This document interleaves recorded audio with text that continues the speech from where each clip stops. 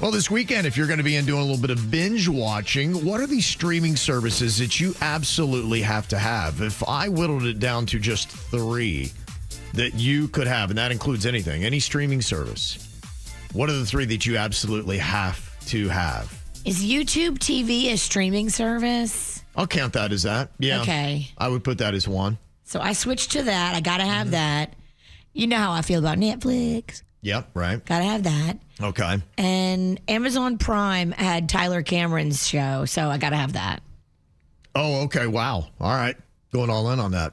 Bird, what about you? I'm a YouTube guy. Yeah. That's my favorite. Yeah. I also like Peacock, and it's only because of The Office. That's one of my all-time favorite shows. And then I'll go HBO or whatever they call it these days. Yeah, I think I'm doing YouTube, Netflix, HBO Max. And I saw Esquire, they'd ranked out the best streaming services.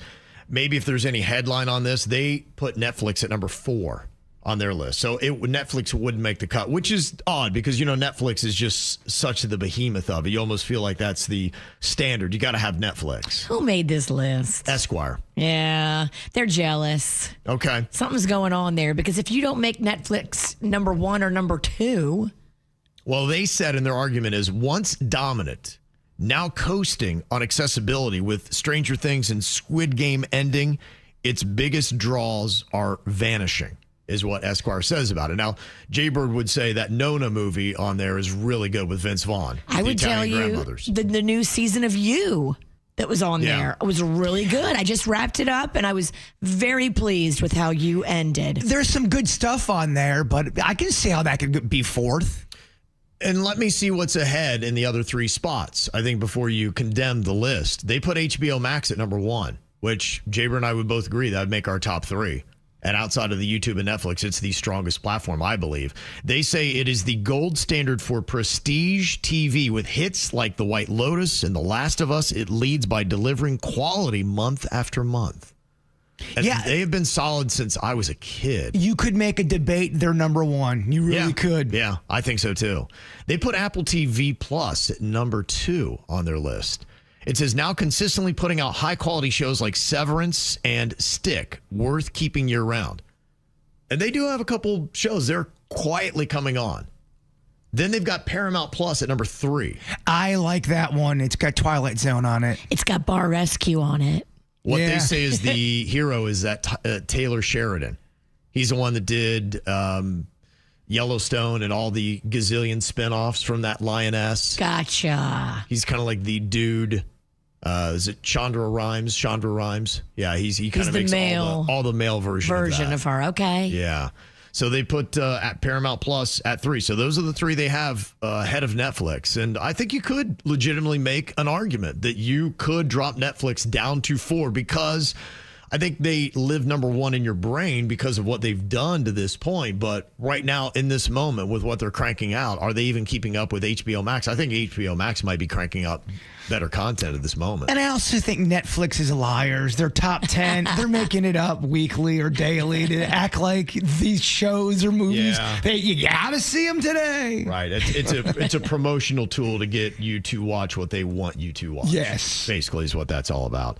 They put Disney, the Hulu, ESPN at number 5, and that is pretty powerful. Like I just mentioned, we did the ESPN just for the softball. I'm right now doing Welcome to Wrexham on Hulu. And then you can argue with all the stuff on Disney Plus, whether it be Star Wars or if you love all the Disney classics, that's all there. Every time you say that show, Welcome to Wrexham, I think you're saying Welcome to Rectum. Yeah, it's very close. Yeah, you could make a movie. It's just a show all about bung. There are some places where I've seen that sign above some doors. Depends upon what kind of place you walk into. Peacock, they dropped at number 6. Yeah, that was a bad answer from me. I just like The Office so much. Okay. Well, they'll say from NBC's sitcoms, which they credit as probably the best thing on Peacock, to Yellowstone, but not much is new or essential. And that's how they feel. And I feel that way about Peacock. Every now and then, I might need it. They'll randomly throw a college game on there I need to see. That's what's so hard about watching anything today is they are just licensing out a show here or there, especially in the sports world. You're right about there's certain sports that I really want to watch, and then I go, what happened to the old days where I can just go to the network and watch the sport, and you can't even do that sometimes. Yeah, like right now they're looking at one college football playoff game to be on TNT. One. And so if you're a fan of that team and you're like, where the heck is this game? You don't think TNT college football. Yeah, I don't like it. That's like what they did with that NFL game, that Thursday night game when they doing that too. slapped it on Amazon. And if you didn't have Amazon, you're like, oh my gosh. And so many people don't like the experience because you can't quickly go back and forth. A lot of sports fans will want to watch. You might have a football game on a Thursday, but then you have a college game somewhere else, and they're used to, on their cable, being able to go ding, ding, ding, ding, ding quickly. And when you do a streaming service, that's what stinks. It takes forever, and then you try to get back in quickly, and then you're buffering. It's a mess. It doesn't work out great. And then they put Amazon Prime Video at number 7. And they say it's because of few standout shows. It feels more like a perk for Prime shipping than a true streaming destination. I don't know if that's fair. I might put Amazon above Peacock, but I think it's better than what they say.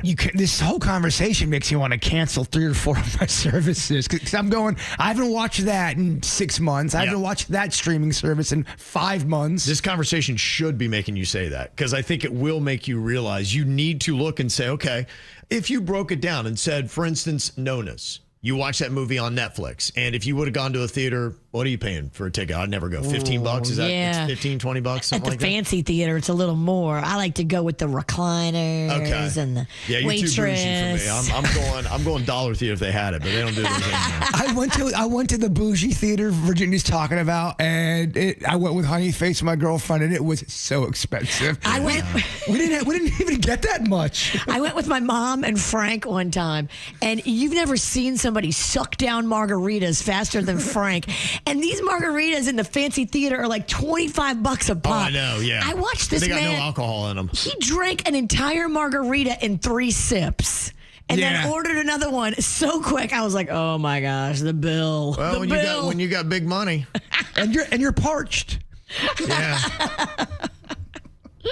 So if you went and saw Nona in the theater, you've paid for your Netflix for 1 month. So I think it serves its purpose. But how often are you going to some of these platforms?